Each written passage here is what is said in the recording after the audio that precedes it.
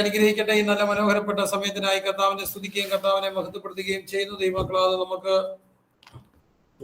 ഒരുമിച്ച് കൂടുവാനായിട്ട് കർത്താവ് നല്ല അവസരത്തിനായി ഞാൻ ദൈവത്തെ സ്തുതിക്കുന്നു. നമുക്ക് 2 ടൈം സോണിൽ ഇരുന്നു കൊണ്ട് ദൈവത്തെ സ്തുതിക്കുവാൻ കർത്താവ് സഹായിച്ചല്ലോ. എന്മനമേ നീ യഹോവയെ വാഴ്ത്തുക, എൻ്റെ സർവ്വ അന്തരംഗമേ അവിടുത്തെ വിശുദ്ധനാമത്തെ വാഴ്ത്തുക.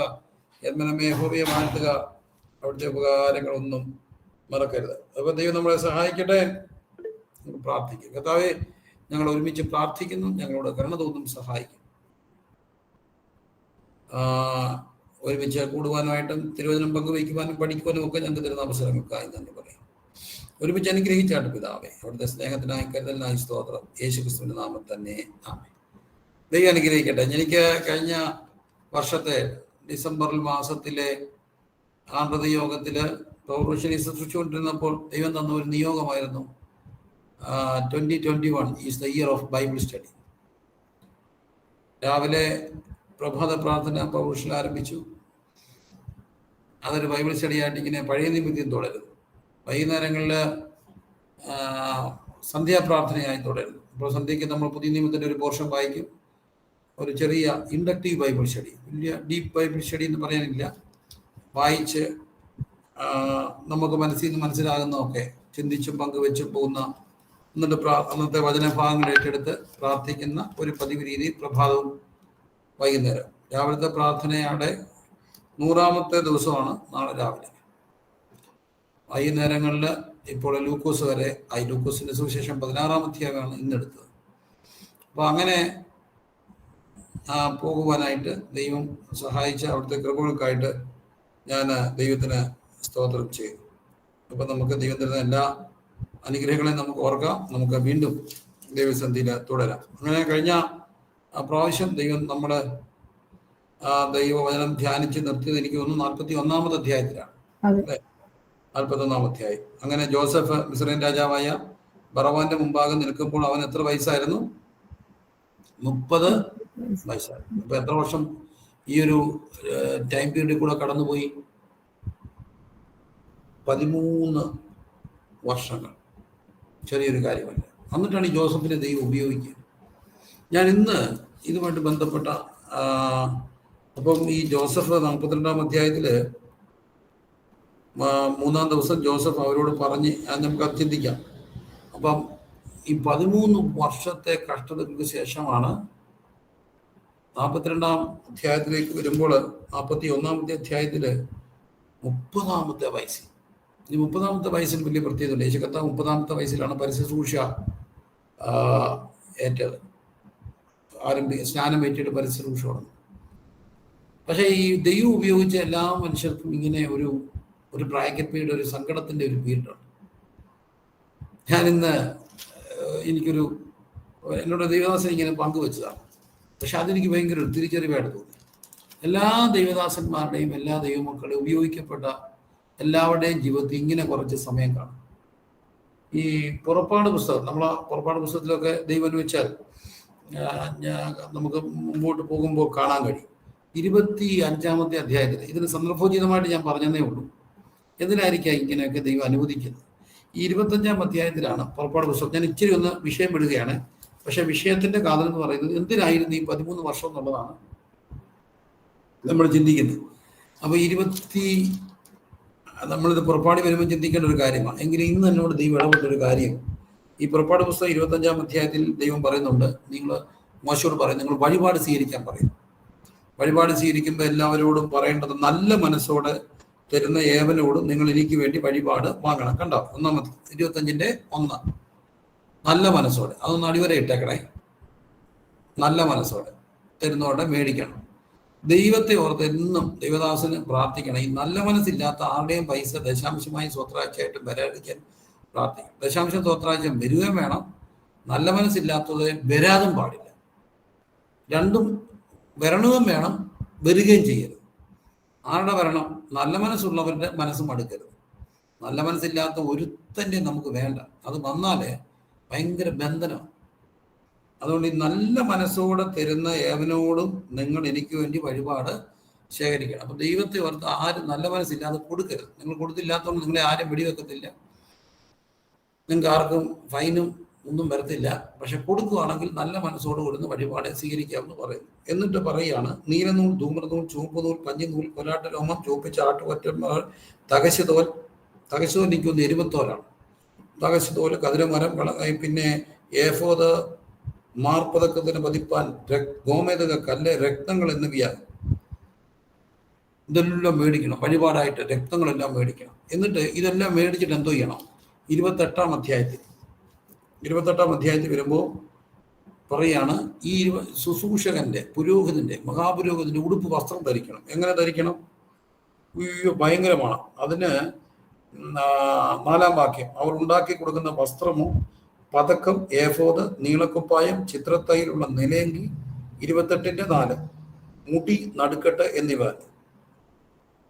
അത് നല്ല ജ്ഞാനാത്മാവുള്ളവരെയും കൊണ്ട് ചെയ്യിക്കണം. 5-ാം വാക്യം, അതിന് പൊന്ന്, നീലനൂൽ, ധൂമ്രനൂൽ, ചുവപ്പുനൂൽ, പിരിച്ച പഞ്ഞുനൂൽ എന്നിവ എടുക്കണം. പൊന്ന്, നീലത്തൂല്, ധൂമ്രനൂൽ, ചുവപ്പുനൂൽ, പിരിച്ച പഞ്ഞുനൂൽ എന്നിവ കൊണ്ട് നെയ്ത്തുകാരന്റെ ചിത്രപ്പണിയായി ഏഫോദ് ഉണ്ടാക്കണം. പുരോഹിതന്റെ വസ്ത്രത്തിൽ അധ്യായം മുഴുവൻ ഡീറ്റെയിൽഡ് ഡിസ്ക്രിപ്ഷനാണ് എങ്ങനെ ഉണ്ടാക്കണം. അതിന് 2 അറ്റത്തോട് ചേർന്ന് 2 ചുവർക്കണ്ടം ഉണ്ടാക്കണം. ചുവരിൽ പതിക്കുന്ന ചുവർക്കണ്ടം. ആ ചുവർക്കണ്ടത്തിന്മേൽ അത്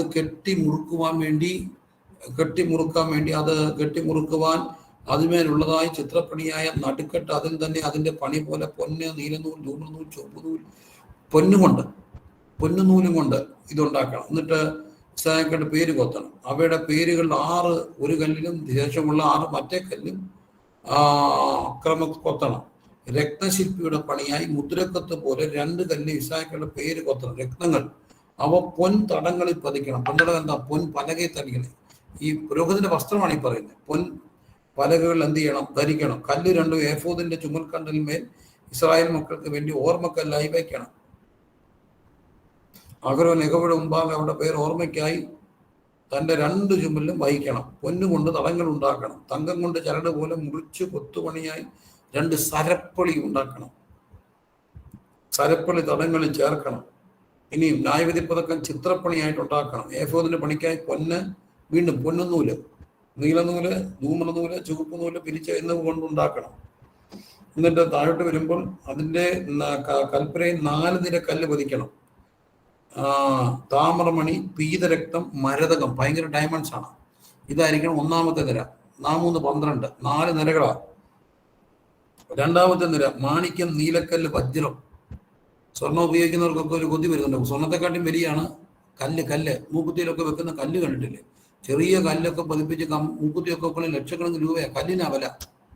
അപ്പൊ എത്ര കല്ല ഇത്? വെറും കല്ലല്ല. അതെന്താണ്? മാണിക്യം, നീലക്കല്ല്, വജ്രം. ഇനി അടുത്തത് 3-ാമത്തെ നിര പത്മരാഗം, വൈഡൂര്യം, സുഗന്ധിക്കല്ല്. 4-ാമത്തെ നിര പുഷ്പരാഗം, ഗോമേതകം, സൂര്യകാന്തം. ഇത്രയും നിരയായിട്ട് വേണം ഈ ചുമക്കണ്ടത്തിൽ പതിക്കാൻ. ആരുടെ? പുരോഹിതന്റെ. കണ്ടോ? ഇനി പതക്കത്തിന് ചരട് പോലെ മുറിച്ച് കൊത്തുപണിയായി തങ്കം കൊണ്ടുള്ള സരപ്പൊളി. എൻ്റെ പൊന്നെ, തങ്കമുള്ളത് പ്യൂർ ഗോൾഡ്, തങ്കം. സ്വർണം മിക്സാണ്. ഇച്ചിരി ചെമ്പ് ചേർക്കും. പക്ഷെ മിക്സില്ലാത്ത തങ്കം. പതക്കത്തിന് പൊന്നുകൊണ്ട് 2 വട്ടക്കണ്ണി ഉണ്ടാക്കി പതക്കത്തിന്റെ 2 അറ്റത്തും വട്ടക്കണ്ണി വയ്ക്കണം. പൊന്നുകൊണ്ട് മുറിച്ച് കൊത്തുപണിയായി സരപ്പുള്ളി 2 പതക്കത്തിന്റെ അറ്റങ്ങളുള്ള വട്ടക്കണ്ണി 2 മേലും കൊളുത്തണം.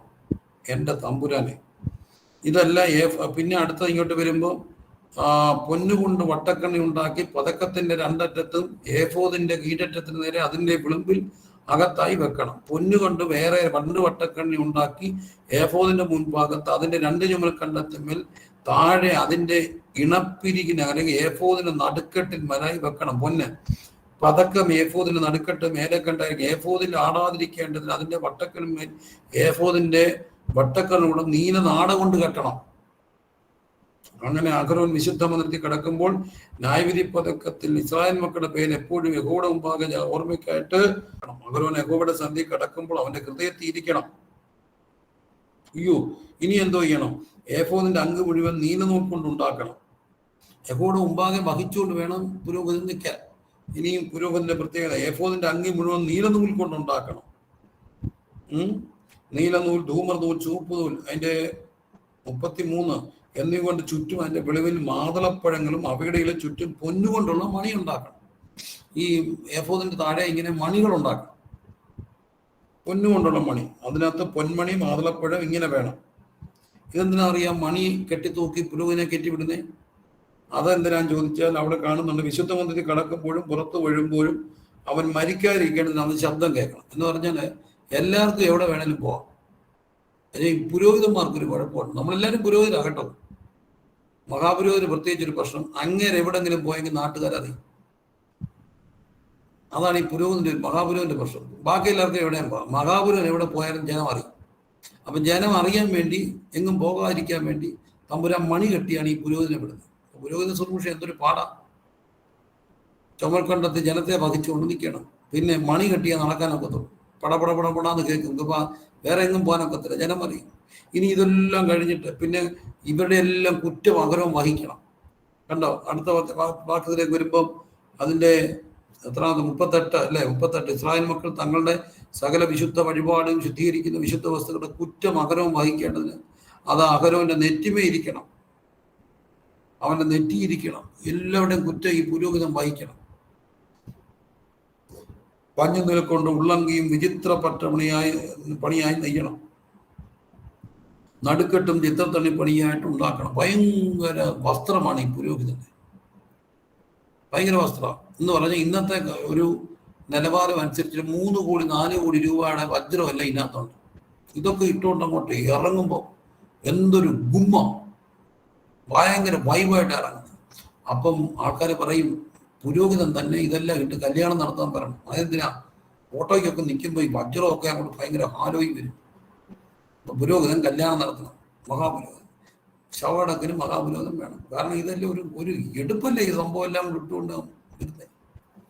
പക്ഷെ ഇതെല്ലാം പറഞ്ഞിട്ട് എനിക്ക് രസകരമായിട്ട് തോന്നിയ കാര്യം, അപ്പൊ ഈ ഇന്നത്തെ ഈ 4 കോടി രൂപ ഇട്ടുകൊണ്ട് പോകുമ്പോൾ ഇങ്ങനെ അടിച്ചുകൊണ്ട് പോകത്തില്ലേ?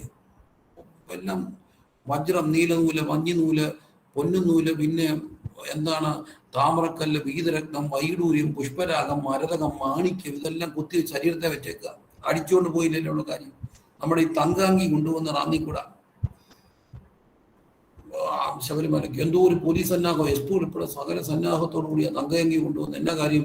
വിലയുള്ള അങ്കിയ എന്തോ ഒരു പോലീസ് സന്നാഹം. അതുപോലെ വലിയ പ്രമാദമായൊരു വിഷയമായിരുന്നു തിരുവനന്തപുരത്ത് ശ്രീപത്മനാഭസ്വാമി ക്ഷേത്രത്തിന്റെ അറ തുറക്കും. അറ എന്താ കാര്യം? ഇതെല്ലാം തങ്കമാണ്, രക്തങ്ങളാണ്, അന്നത്തെ കാലത്ത് സൂക്ഷിച്ചു വെച്ചേക്കുക. ഇതൊക്കെ ഭയങ്കര വിലപ്പെട്ട സാധനങ്ങളാണ്. ഇത്രയും വിലപ്പെട്ട സാധനം നോക്കിക്കൊണ്ടാണ് ആര് പോകുന്നത്? പുരോഹിതൻ പോകുന്നത്. പക്ഷെ പുരോഹിതം ഇതെല്ലാം ഇടുന്നതിന് മുമ്പ് പുരോഹിതനോടൊരു കാര്യം പറഞ്ഞു. അലങ്കാരത്തിനായി അഹരോന്റെ പുത്രന്മാർക്കും മഹത്വത്തിനും അലങ്കാരം അങ്കി, നടുക്കെട്ട്, തലപ്പാവ്. കണ്ടോ, അങ്കി, നടുക്കെട്ട്, തലപ്പാവ്. ഇരിക്കട്ടെ, ഒന്നും കുറയ്ക്കണ്ട. തലക്കെട്ട്, നടുപ്പാവ്, അങ്കി എല്ലാം വെച്ചു. അവൻ നിന്റെ സഹോദരമായ അഹരോനൊരു പുത്രന്മാരെ ധരിക്കണം. അവരെനിക്ക് പുരോഹിത ശുശ്രൂഷ ചെയ്യേണ്ടത്. അവിടെ അഭിഷേകവും കരപൂർണ്ണം ചെയ്ത് ശുദ്ധീകരിക്കണം. ഇനി 42-ാം വാക്യം ഇതെല്ലാം പുറത്തു ഇങ്ങനെ തിളങ്ങി മുദ്രയിട്ട് രത്നം, വൈഡൂര്യം, മരതകം, മാണിക്യം, നീലനൂല്, ചുവപ്പ് നൂല്, പഞ്ഞിനൂല് എന്ന് വേണ്ട പൊന്നൂല് എല്ലാം കെട്ടി പോറക്കിയിട്ട് 2-3-4 കോടി രൂപയുടെ സാധനം ദേഹത്തിട്ടുണ്ടാ പോകുന്നേ. പക്ഷെ അതിനു മുമ്പ് ഒരു സാധനം ധരിക്കണം. 42-ാം വാക്യം, നഗ്നത മറപ്പാൻ അവർക്ക് ചണനൂൽ കൊണ്ട് കാൽച്ചട്ട ഉണ്ടാക്കണം. അത് അര തുടങ്ങി തുട വരെ. എന്ന് പറഞ്ഞാൽ ഞാനിങ്ങനെ പറയുന്നത് നിങ്ങൾക്ക് എന്നോട് പിണക്ക് തോന്നല്ലേ? എന്ന് പറഞ്ഞാൽ ഇറക്കമുള്ള ബോക്സറാണ്, വെറും സാധനമല്ല. ബോക്സർ ഇട്ടുകൊണ്ട് നടക്കണം. ഇതെല്ലാം പറഞ്ഞിട്ട് ആദ്യം ബോക്സർ വേണം. ഇവിടെ ബോക്സർ ഇടാൻ ഇന്നത്തെ ഭാഷ പറഞ്ഞ ബോക്സർ, പഴയ കാലത്ത് പറഞ്ഞ ഇറക്കമുള്ള അണ്ടർ ഗാർമെന്റ് ഇടണം. എന്തിനാ ഇത് ഇടാൻ പറഞ്ഞെന്നറിയാമോ? അതാണ് അതിന്റെ പ്രശ്നം. അത് ചണനൂൽ കൊണ്ടുള്ളതാണ്. എന്ന് പറഞ്ഞാൽ ചാക്ക് കൊണ്ടുള്ള അണ്ടർ ഗാർമെന്റ്. നമ്മളെ എല്ലാവരും ധരിക്കുന്നത് പുറത്ത് മോശമാണെങ്കിലും അകത്ത് നമ്മൾ വൃത്തിയുള്ളതും വെടിപ്പുള്ളതും സോഫ്റ്റ് ആയിട്ടുള്ളതും കറക്റ്റ് അളവായിട്ടുള്ളത് വേണം എല്ലാവരും ഇടാനെന്ന് പറയും. ഇല്ലെങ്കിൽ എന്തോ പറ്റും? നടക്കുമ്പോൾ മുറിയും ഒരയും, അത് പ്രശ്നമാണ്. എന്നാൽ ഇവരോട് പറഞ്ഞേക്കുന്നത് നിങ്ങൾ ഈ പുറത്ത് ഇതെല്ലാം ഇട്ടിട്ട് അകത്ത് ചാക്ക് കൊണ്ട് അണ്ടർവെയർ തയ്ച്ചു. ചണനൂൽ എന്ന് പറഞ്ഞാൽ എന്തോ ചാക്ക. ഈ ചാക്ക് കൊണ്ട് വിഷമം തോന്നല് പറയുന്നുണ്ട്. ചാക്ക് കൊണ്ട് അണ്ടർവെയർ ധരിച്ചിട്ട് എന്നെ പറ്റുമെന്ന് അറിയാമോ? അരമുറിയും ഒരയും നീറും പുകയും. ഈ നടക്കുന്നവർക്കറിയാം. നമ്മുടെ ഒരു സുഹൃത്ത് കുറേ ഈ അടുത്തിടയ്ക്ക് ഏതാണ്ട് ഒരു കാൽനട യാത്ര നടന്നിട്ട് പുള്ളി കുറച്ച് ദിവസം എഴുന്നേറ്റില്ല, പതിവില്ലാതെ നടന്നു. ഈ ദേഹത്തിൻ്റെ ഇവിടെ എല്ലാം പൊട്ടിപ്പോയി. കാരണം ഒരഞ്ഞ് പൊട്ടും. അപ്പൊ ഇങ്ങേരോട് പറഞ്ഞേക്കുക, നീ പുറത്ത് രക്തവും എല്ലാം ഇട്ടു, പക്ഷെ അകത്ത് ചാക്ക് കൊണ്ട് അണ്ടർഗാർമെന്റ് ധരിപ്പിച്ചിരുന്നു. എന്തിനാ? കുറച്ച് നടക്കുമ്പോൾ ഇത് ചൊറിയും. ചാക്കിട്ട് തയ്പ്പിച്ചാൽ ചൊറിയും. 2 മുറിയും, 3 ഒരയുമ്പോൾ നീറും പുകയും. എന്നിട്ട് പറയുകയാണ്, നീ ഇതെല്ലാം ഇടണം. എന്തിനാണെന്നറിയാമോ? അതാണ് വലിയ പ്രത്യേകത. ഏറ്റവും ഒടി എഴുതിയേക്കുക, യാഗപീഠത്തിന്റെ അടുക്കലും കുറ്റം ചുമന്ന് മരിക്കാതിരിക്കേണ്ടതിന് അവർ അത് ധരിക്കണം എന്ന് പറഞ്ഞാൽ, ദൈവം പുരോഹിതനോട് പറയാം, നീ വലിയ ഏബോധും ഇതെല്ലാം ധരിച്ചങ്ങോട്ട് ഇറങ്ങുമ്പോൾ നിന്നെ കാണുമ്പോൾ പറയാം, അച്ചായ എന്തുവായത്? വരുന്നവരെല്ലാം പറയാം, അച്ചായൻ്റെ കൂടെ ഇന്നൊരു സെൽഫി എടുത്തോട്ടെ. കാരണം പുരോഹിതന്റെ ഒരു ഗുമ്മ സംഭവം വലിയ ഗമയാണ്. പക്ഷെ ഈ പുരോഹിതന് ചൊറിയാനൊക്കുവോ? നടുക്ക് നിൽക്കുമ്പോൾ ഒക്കത്തില്ല. എല്ലാ ദൈവം ഉപയോഗിക്കുന്ന മനുഷ്യർക്കും അകത്തൊരു നീറ്റലുണ്ട്. പുറത്ത് ഈ തിളങ്ങുമ്പോഴും അകത്ത് ചാക്കിട്ടൻ്റെ ഒരു നീറ്റിൽ വരും. ഈ നീറ്റൽ എന്തിനാ? അതാണ് പ്രത്യേകത. നീ മരിക്കാതിരിക്കേണ്ടത്. വല്ലതും മനസ്സിലാകുന്നുണ്ടോ? വലിയ ഏബോധമൊക്കെ ധരിച്ച് ഇറങ്ങുമ്പോൾ അഹങ്കരിച്ച് നികളിച്ച് പെട്ടെന്ന് തൊലഞ്ഞു പോകും. അതുണ്ടാകാതിരിക്കാൻ അകത്തൊരു നീറ്റല്, അത് ശരീരത്തോട് ചേർന്ന് കിടക്കുന്ന ഒരു നീറ്റലാണ്. അത് ആരോടെങ്കിലും പറയാനൊക്കുമോ? എനിക്ക് ഇവിടെ നീർന്നൊന്നും ആരോടെങ്കിലും പറയാനൊക്കൂ? പ്രസംഗത്തിനിടയ്ക്ക് പറയാനൊക്കൂ, ഞാൻ ഏബോധം അടിച്ചു മാറ്റുകയാണ്, എനിക്ക് നീറ്റിലുണ്ട് എന്ന് പറയാനൊക്കൂ? ഒക്കത്തില്ല. എന്താ പറയുന്നതിൻ്റെ അർത്ഥം? എന്നെ വളരെ ചിന്തിപ്പിച്ചൊരു കാര്യം, ദൈവത്താൽ ഉപയോഗിക്കപ്പെടുന്ന സകല മനുഷ്യനും തമ്പുരാൻ ഒരു നീറ്റിൽ കൊടുക്കും. വലിയൊരു ദൈവദാസനെ കുറിച്ച് ഞാൻ ഈ അടുത്തിടയ്ക്ക് കേട്ടു. അദ്ദേഹം വലിയൊരു കൺവെൻഷൻ പ്രസംഗിക്കാൻ വേണ്ടി അമേരിക്കയിലെ പേര് ഞാൻ മറന്നുപോയി. ഞാനിപ്പോൾ എന്നോട് പറഞ്ഞ ആളുടെ ചോദിച്ചാൽ അദ്ദേഹം ഓർക്കുന്നില്ല പേര്. അന്ന് പേരെ പറഞ്ഞ അദ്ദേഹം വലിയൊരു ക്രൂസിന് പ്രസംഗിക്കാൻ വേണ്ടി പോകുമ്പോൾ എയർപോർട്ടിൽ ഇരിക്കുകയാണ്. അപ്പോൾ ആൾക്കാരെ ഫസ്റ്റ് ക്ലാസ്സിൽ യാത്ര ചെയ്യാൻ വേണ്ടി ഇരിക്കുമ്പോൾ ആൾക്കാരെല്ലാം ഗേറ്റ് ഇരുന്നുകൊണ്ട് TV നോക്കും. അദ്ദേഹം പോയി നോക്കിയപ്പോൾ എന്താ, സ്വന്തം മോനെ മയക്കുമരുന്ന് പിടിച്ചിട്ട് പോലീസ് വിലങ്ങ് വെച്ച് കൊണ്ടുവന്ന വാർത്ത, ഇല്ലാതെ മോനെ പോലീസ് അറസ്റ്റ് ചെയ്തു. ഹൈലൈറ്റ്, പ്രസംഗിക്കാൻ പോകാൻ എയർപോർട്ടിൽ ഇരിക്കുക. ഈ നീറ്റില് ആരോടെങ്കിലും പറയാനൊക്കെ? എനിക്ക് ഒത്തിരി പേരെ അറിയാം. ദൈവത്താൽ ഉപയോഗിക്കപ്പെടുന്ന പലർക്കും തമ്പുരാൻ അവരുടെ ഹൃദയത്തോട് അവരുടെ അരയോട് ചേർന്ന് കിടക്കുന്ന ഒരു നീറ്റിൽ കൊടുക്കും. ഈ നീറ്റിൽ അവരെ കൊല്ലാനല്ല, മരിക്കാതിരിക്കാനാണ്. ഈ നീറ്റിൽ ഇല്ലെങ്കിൽ എന്ത് ചെയ്തു പോകും? പൗലോസ് പറയുന്നുണ്ട്, നെകളിച്ചിട്ട് വിശാലി വന്ന പിടിയിലാകപ്പെടും. സാധു കൊച്ചിൻ ഉപദേശിയുടെ പാട്ടുകൾ ഇന്നും നീറ്റിലാണ്.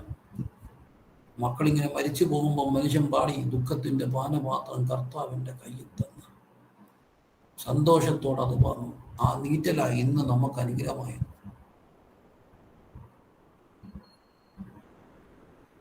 ഒരാളുടെ പേര് പറയാമോ? നീറാത്ത ഒരു മനുഷ്യന്റെ പേര്. നീറാത്ത ഒരാളുടെ പേര് പറയാം. എല്ലാ മനുഷ്യന്റെ അകത്തും ഈ ഒരു നീറ്റലുണ്ട്. ജോസഫ് നീറി 13 വർഷം,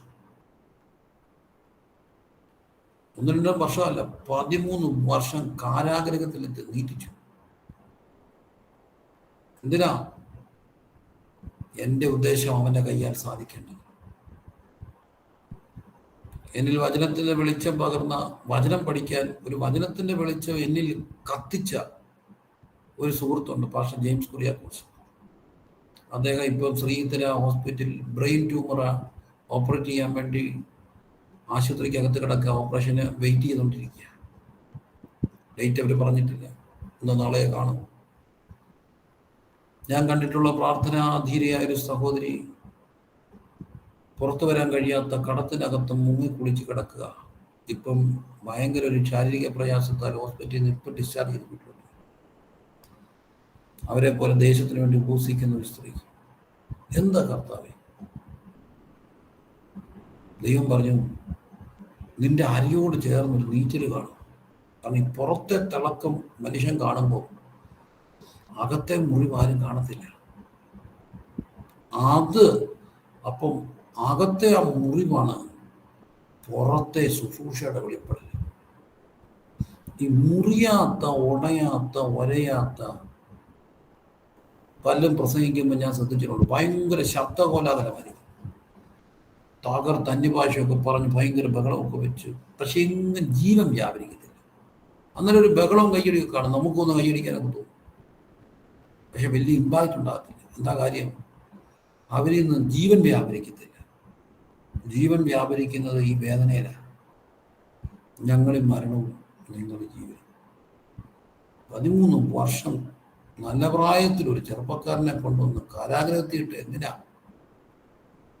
ആയിരക്കണക്കിന് പേര് വിശന്ന് ഭക്ഷണത്തിന് വരുമ്പോൾ ജോസഫ് പറയും, കൊടുത്തേര്, നല്ല പ്രായത്തിൽ കാരാഗ്രഹത്തിൽ ഒരു നേരം ഇച്ചിരൂടെ വയറ് നിറയാൻ ഇപ്പോഴാ നല്ല ഭക്ഷണം ജയിലിൽ കിട്ടുന്നത്. ഉണ്ടയൊക്കെ കൊടുത്ത്, ഗോതമ്പുണ്ടെന്നൊക്കെ പറയത്തില്ലേ, അതും വയറ് നിറച്ച് കൊടുക്കാത്തൊരു സമയത്ത്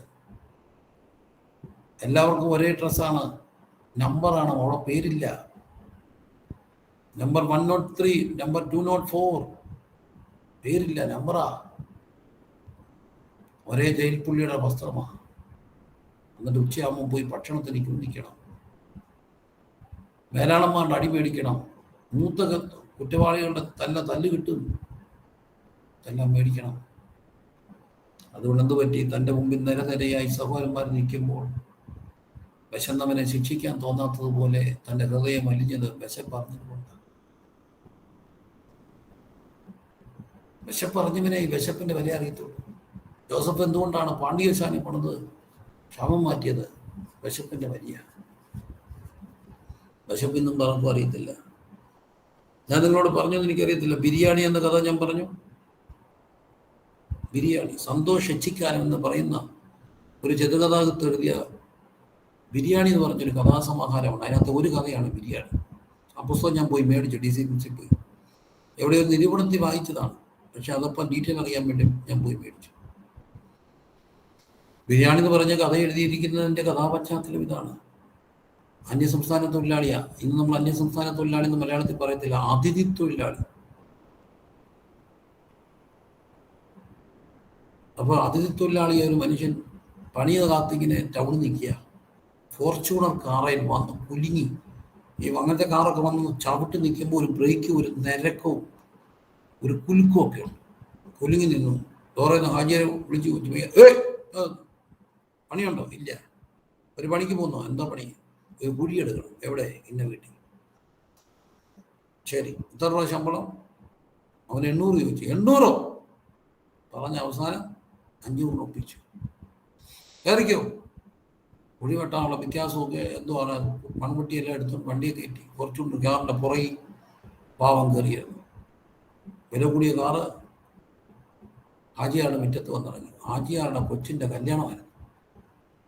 കയറിയപ്പോൾ ഈ മനുഷ്യൻ്റെ മൂക്കിലൂടെ മണമടിച്ചു. നല്ല ബസുമതി റൈസ് കൊണ്ടുണ്ടാക്കിയ ബിരിയാണിയുടെ ഗുമുഗുമ എന്നുള്ള മണം. ആ ഗുമുഗുമ മണമടിച്ച് പാവം അതിനകത്തോട് പോയപ്പോൾ പറഞ്ഞ് നേരെ കൊണ്ടുപോയി തെങ്ങുംതോപ്പിൽ, ഹാജിയാരുടെ അങ്ങേ അറ്റത്ത് തെങ്ങുംതോപ്പിലിട്ടു. ജോലി വലിയൊരു കുഴിയെടുക്കണം. അവിടെ കുഴിയെടുത്തു. കുഴിയെടുക്കുന്ന ഇടയിൽ ഹാജിയാരുടെ മുമ്പ് ചോദിച്ചു, എടോ തൻ്റെ പേരെന്താ? പേര് പറഞ്ഞു. ഏത് സ്ഥലമാണ്? ഛത്തീസ്ഗഡാ. ഏത് ഡിസ്ട്രിക്റ്റാണ്? ഡിസ്ട്രിക്റ്റിൻ്റെ പേര് പറഞ്ഞു. പക്ഷെ ഇവൻ ഉടനെ ഗൂഗിളിൽ നോക്കിയിട്ട് പറഞ്ഞു, അത് ആ സംസ്ഥാനത്തല്ലല്ലോ, സോറി ഉത്തർപ്രദേശാന്ന് പറഞ്ഞു. എൻ്റെ ഓർമ്മ ആ സംസ്ഥാനത്തല്ലല്ലോ. അതെന്താ കാര്യം? മധ്യപ്രദേശ്, ഉത്തർപ്രദേശ് അതാണ്. അത് സംസ്ഥാനം, ആ ജില്ല ഇപ്പം വേറെ സംസ്ഥാനത്തായി. സംസ്ഥാനം വിഭജിച്ചതുപോലെ ഈ പാവം അറിഞ്ഞില്ല. കുഴിയെടുക്കുന്നതിനൊക്കെ ചോദിച്ചു, പെണ്ണ് കെട്ടിയതാണോ? ആണോ. ഭാര്യയുടെ പേരെന്താ? മാതങ്കി. കുഞ്ഞുങ്ങളുണ്ടോ? ഉണ്ട്. ആരാ? മോള്. കെട്ടിച്ചോ? ഇല്ല. എന്തോ പറ്റി? മരിച്ചുപോയി. എങ്ങനെ മരിച്ചു? പട്ടിണി കിടന്ന് മരിച്ചുപോയ. ഇത് പറഞ്ഞുകൊണ്ട് അയാൾ കുഴിയെടുക്കുക. അയാളത് കുഴി എടുത്തുകൊണ്ടിരിക്കുമ്പോൾ ഈ കുഴി എന്തിനാ എടുത്തെന്നറിയാമോ? ഹാജിയാടെ വീട്ടിലെ കല്യാണത്തിന് മിച്ചം വന്ന അണ്ടാവ് നിറച്ച് ബസ്മതി ബിരിയാണി മിച്ചം വന്നത് ചവിട്ടി താക്കാൻ വേണ്ടി കുഴിയെടുത്ത്. ചൂട് ബിരിയാണി കൊണ്ടുവന്ന് തള്ളി. ഇനിയും ഉണ്ട് 2 അണ്ടാവും കൂടെ. പൊട്ടിക്കാത്ത അണ്ടാവും മിച്ചം വന്നത് തട്ടിക്കളയണം. അതിനാ കുടിയെടുപ്പിക്കുക. അപ്പം അജിയാണ മോൻ പറഞ്ഞെടോ ഒന്ന് കാലുകൊണ്ട് ചവിട്ടിത്താക്ക്, എന്നാലേ അടുത്ത് കൊണ്ടിടാനൊക്കെ. ഇയാള് സംഭവം ഓർത്തു. മാതങ്കിയെ കല്യാണം കഴിച്ചത്. മാതങ്കി ഖനിയിൽ ജോലി ചെയ്യുമ്പോൾ പ്രേമിച്ച പെണ്ണ മാതങ്കി. മാതങ്കി അവിടുത്തെ കരക്കരി തൊഴിലാളിയായിരുന്നു. അങ്ങനെ രണ്ടുപേരും കൂടെ പ്രേമമായി കല്യാണം കഴിച്ചു. മാതങ്കി ഗർഭിണിയായി. മാതങ്കി എല്ലാവരും പറയുന്ന പോലെ ഒരു വ്യാക്കുള് പറഞ്ഞു ഭർത്താവിനോട്. ചെവി ഒരാഗ്രഹം എന്താണ്? ബസുമതി റൈസ് കൊണ്ടുണ്ടാക്കിയ ഭക്ഷണം കഴിക്കണം, ചോറുണ്ട്. ശരി, ഭാര്യയുടെ ആഗ്രഹം ഗർഭകാലത്ത് സാധിച്ചില്ലെങ്കിൽ കൊച്ചിൻ്റെ ചെവിയിൽ കൂടെ ചലം വരും. പുരാതനപ്പെട്ട ഒരു വിശ്വാസം അല്ലേ? ഭാര്യയുടെ ആഗ്രഹം സാധിക്കും. രണ്ടുപേരും കൂടെ സൈക്കിളെ ചവിട്ടി മാതങ്കിയെ പുറകെ വെച്ചുകൊണ്ട് പോയി. ഒത്തിരി ഒന്നും മേടിച്ചില്ല, ഇച്ചിരി ഗ്രാമിലേക്ക് തൂക്കി ബസുമതി കഞ്ഞി വെക്കാൻ. പക്ഷേ ഇത്തിരി ഉള്ളത് കൊണ്ട് ബസുമതി മാതങ്കി അത് മൊത്തം കഴിച്ചില്ല. ഓരോന്നിങ്ങനെ പറക്കി കഴിച്ചു. ഒരു പെൺകുഞ്ഞുണ്ടായി. മാതങ്കിക്ക് ഏറ്റവും ഇഷ്ടപ്പെട്ട പേര് ആ പെൺകുട്ടി കെട്ടിക്കൂ, ബസുമതി. അമ്മയ്ക്ക് ഗർഭകാലത്തിൽ ഏറ്റവും ഇഷ്ടമുള്ള അരിയുടെ പേര് ബസുമതി. അതുകൊണ്ടുണ്ടായ കൊച്ചിനെ അവർ രണ്ടിലൊന്നും ആലോചിക്കാതെ തിരുമ പേരിട്ടു ബസുമതി. ബസുമതി കുറച്ചുകൾ കഴിഞ്ഞ് പട്ടിണി കിടന്ന് ചത്തുപോയി. ബസുമതി എന്ന് പറയുന്ന കുഞ്ഞ് പട്ടിണി കിടന്ന് ചത്തതിൽ ഓർത്തത് കൊണ്ട് ആജിയാടെ വീട്ടിലെ അണ്ടാവ് കണക്കിന് ചോറ്, ബസുമതി റൈസിന്റെ ബിരിയാണി, മട്ടൻ ബിരിയാണി ചവിട്ടിത്താക്കുമ്പോൾ കണ്ണുകുട്ടിയായി. ഓർമ്മയിൽ തെളിഞ്ഞു നിൽക്കുന്നത് ബസുമതിയെ വയറ്റിലിട്ടുണ്ട് മാതങ്കി ആവശ്യപ്പെട്ടത് ഇച്ചിരി ബസുമതി റൈസിന്റെ ചോറ് വേണം. പട്ടിണിയുടെ യാഥാർത്ഥ്യം. പക്ഷെ ജോസഫിനെ പട്ടിണി മാറ്റാൻ ഉപയോഗിച്ചത് 13 വർഷം നീറി കാരാഗ്രഹത്തിന്റെ തടവറ. ആരും അറിയാത്തൊരു നീറ്റൽ. പ്രിയരെ, എല്ലാ മനുഷ്യനും തമ്പുരാൻ പണിയും. ഇന്ന് ആ ഭാഗം ധ്യാനിച്ചു. ഞാനിന്നൊരു പാസ്റ്റേഴ്സ് മീറ്റിംഗിൽ പോയി. ചെന്നപ്പോൾ എന്നോട് പറഞ്ഞു, പാസ്റ്ററെ, ഫ്രഞ്ച് ഭാഷ വലിയ കാര്യത്തിൽ ഞങ്ങൾ വിളിച്ച 25 ഭാഷമാർ 3 ദിവസം എറണാകുളത്തിരുന്ന് ഉപസിക്കുക. ഞങ്ങളുടെ ഒരു ദൈവദാസന്റെ, ഒരു പ്രവാചക ദൈവദാസന്റെ നേതൃത്വത്തിൽ അവരെല്ലാ മാസവും പുതിയ 25 ദൈവദാസന്മാരെ വിളിക്കും. 3 ദിവസം അവരെ വീട് വിട്ടു പോകാൻ ഉപസിക്കും. രാവിലെ എഴുന്നേക്കും, വൈകുന്നോളം പ്രാർത്ഥന, ആരാധന, അന്യഭാഷ. വൈകുന്നേരം ആകുമ്പോൾ കഞ്ഞി കുടിച്ചിട്ട് കിടന്നുറങ്ങും. 3 ദിവസം വർഷസനെ ഒന്ന് എക്യുപ്പ് ചെയ്യാൻ. ഇന്ന് ഞാനായിരുന്നു. രാവിലെ വരണമെന്ന് പറഞ്ഞാൽ ചെന്നപ്പോൾ 11 മണിയായി. എന്നോട് പറഞ്ഞു 3 മണി വരെ പ്രസംഗിക്കണം. 11, 12, 1, 2, 3, 3:30 മണി. എന്നോട് പറഞ്ഞു, പുള്ളി അനൗൺസ് ചെയ്തു 3-4 മണിക്കൂർ പാഷ തന്നെ ശുശ്രൂഷിക്കും. പാഷക്ക് നിന്ന് കാലം കഴിച്ചാൽ ഈ കസാര ഇരുന്നോ കുഴപ്പമില്ല, പക്ഷെ 3 മണിക്കൂർ ശുശ്രൂഷിക്കും. 3 മണിക്കൂർ എന്തോ ശുശ്രൂഷിക്കാനാ. ഞാൻ പക്ഷെ ഇന്ന് ഈ പ്രസംഗം പറഞ്ഞു, പതക്കം ധരിച്ചിറങ്ങുമ്പോൾ അകത്ത് ചളനൂല് കൊണ്ടുള്ള ഇതിൻ്റെ നീറ്റല്, ചൊറിച്ചല്, വേദന. പിന്നെ 3 മണിക്കൂർ എങ്ങനെ പോയെന്ന് അറിഞ്ഞില്ല. ഞാൻ കണ്ടു ദൈവദാസന്മാർ അമേരിക്ക. കാരണം എല്ലാവരും ഈ സ്വകാര്യ നീറ്റലിലൂടെ പോകുന്നവരാ. ഉത്തരം, പുറത്തെ അഭിഷേകം വെളിപ്പെടുന്നത് അകത്തെ നീറ്റലിലൂടെ. ജോസഫ് പുറത്തു വന്നത് ഈ 13 വർഷത്തിലെ കാരാഗ്രഹത്തിലൂടെ പുറത്തു വന്നു. 30 വർഷത്തിന് 13 വർഷത്തിന് ശേഷം 30-ാമത്തെ വയസ്സിൽ. എന്നിട്ട് അവന് അത് പറഞ്ഞു. അവൻ ശേഖരിച്ച് പട്ടണങ്ങളെ സൂക്ഷിച്ച് ഓരോ പട്ടണത്തിൽ ചുറ്റോട് നിലത്തിലെ ധാന്യം സൂക്ഷിച്ചു. അങ്ങനെ ജോസഫ് കടക്കലിലെ മണൽ പോലെ എത്രയും ഉള്ള ധാന്യം ശേഖരിച്ചു വെച്ചു. അളപ്പാൻ കഴിവില്ലാതെ അളവ് നിർത്തിക്കളഞ്ഞു. ക്ഷാമമുണ്ട്, എല്ലായിടത്തും ക്ഷാമമുണ്ടായപ്പോൾ ജനങ്ങൾ ആഹാരത്തിനായി ഫറവോനോട് നിലവിളിച്ചു. ഫറവോൻ മിസ്രയോട് പറഞ്ഞു, നിങ്ങൾ ജോസഫിന്റെ അടുക്കൽ ചെല്ലുവിൻ, അവർ നിങ്ങളോട് പറയും പോലെ ചെയ്യുക. ക്ഷാമം ഭൂതലത്തിലൊക്കെ ഉണ്ടായി. ജോസഫ് പാണ്ഡികശാലകളൊക്കെയും തുറന്നു. മിസ്രൈമിക്ക് ധാന്യം വിറ്റു. ഭൂമിയിലെങ്ങും ക്ഷാമം കഠിനത്തോണ്ട് സകല ദേശക്കാരും ധാന്യം കൊണ്ടുപോകാൻ മിസ്രൈമിൽ ജോസഫിന്റെ അടുക്കൽ വന്നു. 13 വർഷത്തെ തകർച്ചയും വിശപ്പും ഒക്കെ ഇന്ന് ലോകം മുഴുവൻ അവൻ്റെ അടുക്കൽ വരത്തക്കോണം ജോസഫിനെ പണിതു. പ്രിയരെ, കഠിനമായ വേദനകളിലൂടെ ചിലപ്പം കടത്തിവിടുമ്പോൾ, എനിക്കറിയാവുന്ന എൻ്റെ ഒരു സുഹൃത്ത് ദൈവദാസൻ തിയോളജിക്കൽ അധ്യാപകനാണ്. 4ാമത്തെ കുഞ്ഞ് ഓട്ടിസമുള്ള കുഞ്ഞായിരുന്നു. അവർ വല്ലാതെ ഭാരപ്പെട്ടു, നിരാശയിലേക്ക് പോയി. പക്ഷെ ദൈവം അവർക്ക് ദർശനങ്ങളെ കൊടുത്തു. നിനക്കൊരു കുഞ്ഞിനെ ഉണ്ടാകും ദൂത് പറഞ്ഞ് കിട്ടിയ കുഞ്ഞാ. എന്താണെന്ന് അറിയത്തില്ല, ഉണ്ടായപ്പോൾ കുഞ്ഞ് ഓട്ടിസോ. പക്ഷെ ഒരു കാര്യം, ഇന്ന് 170-200-ലധികം കുട്ടികൾ ഓട്ടിസമുള്ള കുഞ്ഞുങ്ങളെ നോക്കുന്ന വലിയൊരു സ്ഥാപനം അവർ നടത്തുകയാണ്. എന്താ അവരെ അങ്ങനെ ആക്കിയത്? സകല ഓട്ടിസം വന്ന കുഞ്ഞുങ്ങളും ആ ദേശത്ത് അവിടെ ചെല്ലുന്നു.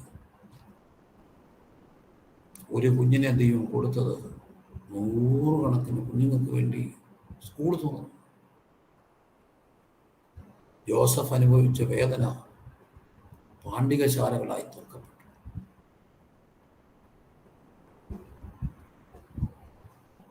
എന്നെ കേൾക്കുന്ന പ്രിയപ്പെട്ടവരെ,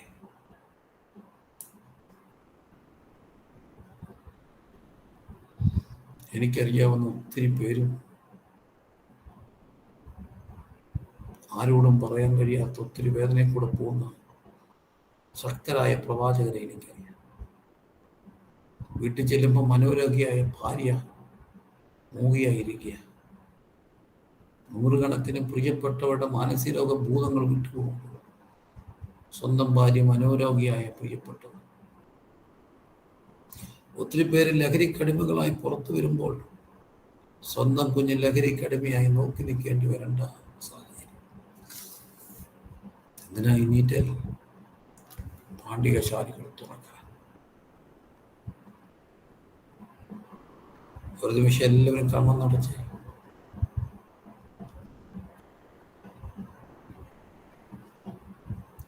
എന്തിനായിരിക്കാം കർത്താവ് അനുവദിക്കുന്ന പല നീറ്റലുകളും? ദൈവത്താൽ ഉപയോഗിക്കപ്പെട്ട ഒത്തിരി പേരെ ഞാൻ കണ്ടു.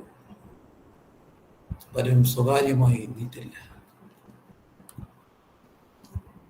ഒത്തിരി കുടുംബങ്ങളെ പണിത വ്യക്തികളുടെ കുടുംബങ്ങൾ തകരുന്ന കണ്ട് നമ്മൾ പറയും കാര്യം കണ്ടെത്താൻ നമ്മളും എടുക്കലാണ്. പക്ഷെ നമ്മൾ കാണാത്തൊരു കാരണമുണ്ട്. ദൈവം അനുവദിക്കുന്ന ചണച്ചാക്കുകൊണ്ടുള്ള ഒരു കാൽച്ചട്ട.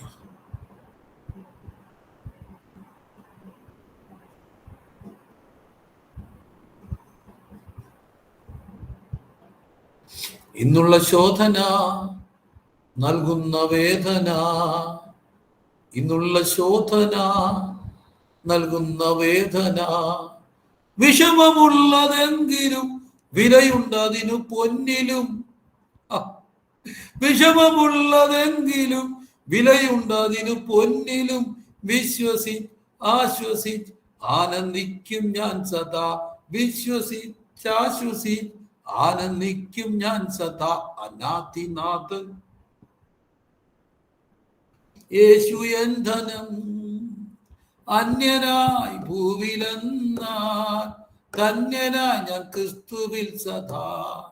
ധന്യനായി ഭൂവിൽ, ധന്യനായി ഞാൻ ക്രിസ്തുവിൽ സദാ. ഇന്നുള്ള വേദന, ഇന്നുള്ള ശോധന നൽകുന്ന വേദന, ഇന്നുള്ള ശോധന നൽകുന്ന വേദന, വിഷമമുള്ളതെങ്കിലും വിലയുണ്ടതിനു പൊന്നിലും. വിഷമമുള്ളതെങ്കിലും വിലയുണ്ടതിനു പൊന്നിലും, ആശ്വസിച്ച് ആനന്ദിക്കും ഞാൻ സദാ. ആശ്വസിച്ച് ആനന്ദിക്കും ഞാൻ സദാ. അനാഥിനാഥനേശു എന്തന, അന്യനായി ഭൂവിലെന്നാൽ ധന്യനായി ഞാൻ ക്രിസ്തുവിൽ സദാ. കാലങ്ങൾ കഴിയുമ്പോൾ നിത്യത പുലരുമ്പോൾ, കാലങ്ങൾ കഴിയുമ്പോൾ നിത്യത പുലരുമ്പോൾ, ദൈവം ചെയ്തതൊക്കെയും നന്മയ്ക്കെന്നു തെളിയുമ്പോൾ, ദൈവം ചെയ്തതൊക്കെയും നന്മയ്ക്കെന്നു തെളിയുമ്പോൾ വിശ്വസി ആശ്വസി ആനന്ദിക്കും ഞാൻ സദാ. വിശ്വസി ആനന്ദിക്കും ഞാൻ സദാ. ആദിനാഥനേശു യന്ധനം സ്വർഗത്തിൽ. പ്രിയരെ, ഇന്നുള്ള വേദന നൽകുന്ന ശോധന 13 വർഷം. ജോസഫ്, നീ എന്തിനായി വേദന കൂടെ പോയേ?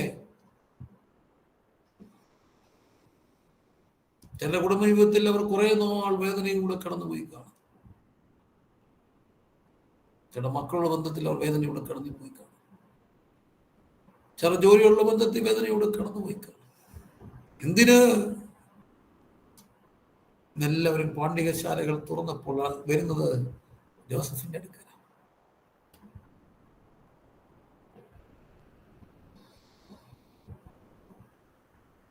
ജോസഫിന്റെ അടുക്കൽ സകല ജനം. ഫറവോയ്ക്ക് പറയാൻ ഉത്തരവില്ല.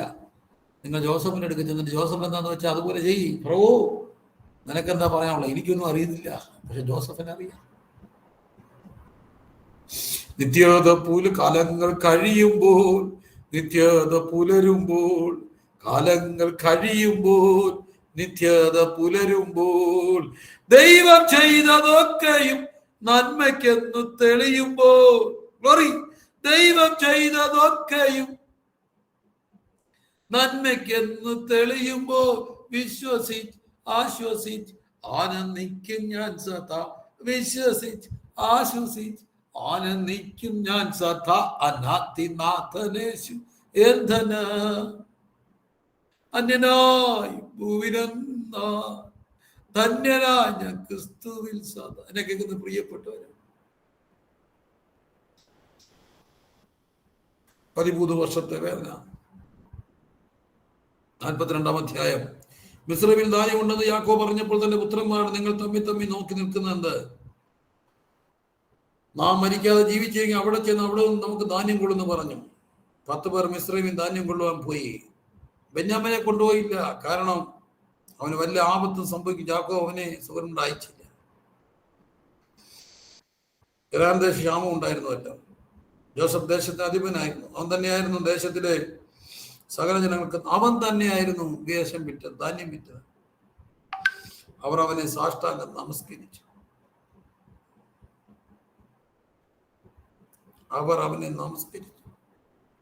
13 വർഷം മുമ്പ് ഒരു സ്വപ്നം ഉണ്ടായിരുന്നു. സൂര്യനും ചന്ദ്രനും നക്ഷത്രങ്ങളും നിന്നെ നമസ്കരിക്കും. 13 വർഷം കാരാഗ്രഹത്തിൽ കിടന്നപ്പോൾ ഓർത്ത് എന്തിയ സ്വപ്നം? സ്വപ്നങ്ങൾ നിവർത്തിയിരിക്കുക. ദർശനത്തിനൊരു അവധി വെച്ചിരിക്കുന്നു. അത് സമാപ്തിയിലേക്ക് ബന്ധപ്പെടുന്നു. അത് വരും നിശ്ചയം. അവരോട് കഠിനമായി സംസാരിച്ച് നിങ്ങൾ എവിടുന്ന് വരുന്ന ചോദിച്ചതിന് ആഹാരം കൊള്ളും കനനാശം വരുന്നെന്ന് പറഞ്ഞു. എങ്കിലും അവർ അവനെ അറിഞ്ഞില്ല. നിങ്ങൾ ഒറ്റുകാരാകും, ദേശത്തിന്റെ ദുർബല ഭാഗം നോക്കാൻ വന്നിരിക്കുന്നു പറഞ്ഞു. അവരോട് അല്ല, ആഹാരം കൊള്ളുവാൻ വന്നിരിക്കുന്നു. ഞങ്ങൾ എല്ലാവരും ഒരാളുടെ മക്കൾ, ഞങ്ങൾ പരമാർത്ഥികൾ, അടിയങ്ങൾ കുറ്റുകാരല്ലെന്ന് പറഞ്ഞു. അല്ല, നിങ്ങൾ ദേശത്തിന് ദുർബല ഭാഗം നോക്കുവാൻ വന്നിരിക്കുന്നു പറഞ്ഞു. 12 സഹോദരന്മാരാകും. ഇളവനെന്ന് ഞങ്ങളുടെ അപ്പന്റെ അടുക്കലുണ്ട്, ഒരുത്തൻ ഇപ്പോൾ ഇല്ല എന്ന് പറഞ്ഞു. ജോസഫ് അവരോട് പറഞ്ഞത്, ഞാൻ പറഞ്ഞതുപോലെ നിങ്ങൾ ഒറ്റുകാർ തന്നെ. ഇതിനാ ഞാൻ നിങ്ങളെ പരീക്ഷിക്കും. നിങ്ങളുടെ ഇളയ സഹോദരൻ ഇവിടെ വന്നാൽ, അതായത് ജോസഫിന്റെ അമ്മയുടെ മകൻ ബെഞ്ചമിൻ, റാഹേലെ പ്രസവിച്ച ഉടനെ മരിച്ചുപോയി. ബെഞ്ചമിനെ കൂട്ടിക്കൊണ്ടുവരുവാൻ നിങ്ങൾ ഒരുത്തനെ അയപ്പി, നിങ്ങളുടെ ബദ്ധരായിരിക്കണം എന്ന് പറഞ്ഞു. അവനെ 3 ദിവസം തടവിലാക്കി. 3-ാം ദിവസം ജോസഫിനോട് പറഞ്ഞത്, ഞാൻ ദൈവത്തെ ഭയപ്പെടും, നിങ്ങൾ ജീവിച്ചിരിക്കേണ്ടതിന് ചെയ്യുകയും, നിങ്ങൾ പരമാർത്ഥി എങ്കിൽ നിങ്ങളുടെ സഹോദരൻ കാരാഗ്രഹത്തിൽ കിടക്കട്ടെ, നിങ്ങൾ പുറപ്പെട്ട് നിങ്ങളുടെ വീടുകളിലേക്ക് ബുദ്ധിമുട്ട് ധാന്യം കൊണ്ടുപോകും. എന്നാൽ നിങ്ങളുടെ ഇളയ സഹോദരനെ എൻ്റെ അടുക്ക് കൊണ്ടുവരണം. അതിനാൽ നിങ്ങളുടെ വാക്ക് നല്ലതും തെളിയും, നിങ്ങൾ മരിക്കേണ്ടി വരികയില്ലെന്ന് ഞാൻ. അവർ അങ്ങനെ സമ്മതിച്ചു. ഇത് നമ്മുടെ സഹോദരനോട് നാം ചെയ്ത ദ്രോഹമാണ്. അവൻ നമ്മോട് കെഞ്ചിയപ്പോൾ നാം അവന്റെ പ്രാണസങ്കടം കണ്ടറിയും. അവന്റെ അപേക്ഷ കേട്ടിട്ടല്ലോ അതുകൊണ്ട് ഈ സങ്കടം നമുക്ക് വന്നിരിക്കുന്നുവെന്ന് അത് തമ്മിൽ പറഞ്ഞു. കണ്ടോ, അവർ പറയാ, അവൻ നമ്മോട് കെഞ്ചി. എന്തിന്? അവന്റെ പ്രാണസങ്കടത്തിൽ. എന്നെ കൊല്ലല്ലേ ചേട്ടന്മാരെ, കൊല്ലല്ലേ, കെഞ്ചി. പക്ഷെ അവർ കേട്ടില്ല. അവർ തന്നെ പറയുക, അവൻ നമ്മുടെ അടുത്ത് കെഞ്ചിയപ്പോൾ നാം കേട്ടില്ല. പക്ഷെ അന്ന് കെഞ്ചിവന്റെ അടുക്കൽ, ഇപ്പോൾ ഇവിടെ കെഞ്ചുകയാ. Every action there is equal and opposite reaction. അന്ന് അവരുടെ അടുക്കൽ ജോസഫ് കെഞ്ചി, എന്നെ കൊല്ലല്ലേ ചേട്ടന്മാരെ, എനിക്കൊരു സ്വപ്നം വേണം, ഞാൻ എവിടെങ്കിലും പൊക്കോളാം, എന്നെ കൊല്ലല്ലേ. രൂപൻ പറഞ്ഞു, ബാലനോടും ദോഷമെന്ന് ഞാൻ നിങ്ങളോട് പറഞ്ഞില്ലയോ, എന്നിട്ട് നിങ്ങൾ കേട്ടില്ല. ഇപ്പോഴത് അവന്റെ രക്തം നമ്മോട് ചോദിക്കുന്നു, സംസാരിച്ചു. ജോസഫ് അവരോട് സംസാരിച്ചത് ഭാഷ മുഖാന്തരം ആയിരുന്നു കൊണ്ട് അവനത് ഗ്രഹിച്ചു എന്ന് അവർ അറിഞ്ഞില്ല. അവൻ അവരെ വിട്ട് മാറിപ്പോയി കരഞ്ഞു. അടയാളപ്പെടുത്തിക്കോണം, ജോസഫ് എത്ര പ്രാവശ്യം കരഞ്ഞു. മാറിപ്പോയി കരഞ്ഞു. ശിമയോനെ പിടിച്ച് ബന്ധിച്ച്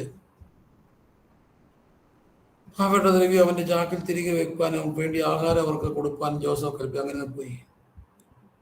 വഴിയമ്പലത്തിൽ ഓരോരുത്തരും കഴുതയ്ക്ക് തീൻ കൊടുക്കുമ്പോൾ ചരക്കഴിച്ചപ്പോൾ തന്റെ ദ്രവ്യം ചാക്കിന്റെ വായ്ക്ക് ഇരിക്കുന്നത് കണ്ടു.